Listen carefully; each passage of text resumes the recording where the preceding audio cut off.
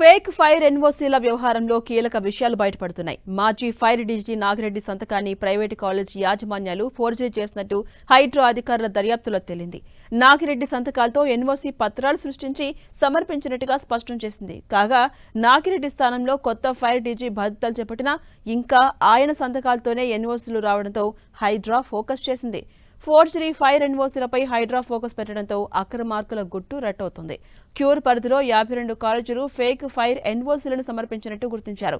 GHMC, Cyberabad, Malkajgiri కార్పొరేషన్ల పరిధిలో 142 junior కళాశాలల ఫైర్ ఎన్ఓసీలను కూడా హైడ్రా పరిశీలించింది. 52 నకిలీ లేదా ఫోర్జరీ సర్టిఫికేట్లు సమర్పించినట్టు హైడ్రా తనిఖీల్లో బయటపడింది. ఫోర్జరీ ఫైర్ ఎన్ఓసీల వ్యవహారంపై హైడ్రా సీరియస్ గా దృష్టి పెట్టింది.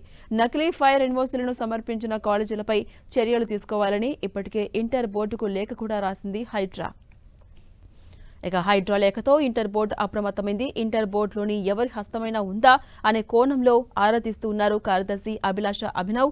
ఎవరైనా నకిలీ పత్రాలు సమర్పించినట్టు తేలితే నిబంధనల ప్రకారం చర్యలు తీసుకుంటామని స్పష్టం చేశారు. Fire NOC for certain height of building అది compulsory and Hydra is the competent authority. Mixed usage building అలాంటి buildings కి Hydra is the competent authority. So ఈసారి అండ్ ఎవ్రీ ఇయర్ కూడా బోర్డ్ అండ్ హైడ్రాలో కంటిన్యూస్గా కమ్యూనికేషన్ అవుతుంది. సో మాకు వచ్చిన అవన్నీ ఎన్ఓసీస్ మన హైడ్రాకి ఇస్తాము. వీళ్ళ దృష్టిలో ఏదో కొత్తగా వచ్చినాయంటే వాళ్ళు మాకు కమ్యూనికేషన్ ఇస్తారు. ఆ ఇంటర్నల్ కమ్యూనికేషన్స్ ద్వారా ఇది ఇవాళ తెలిసింది.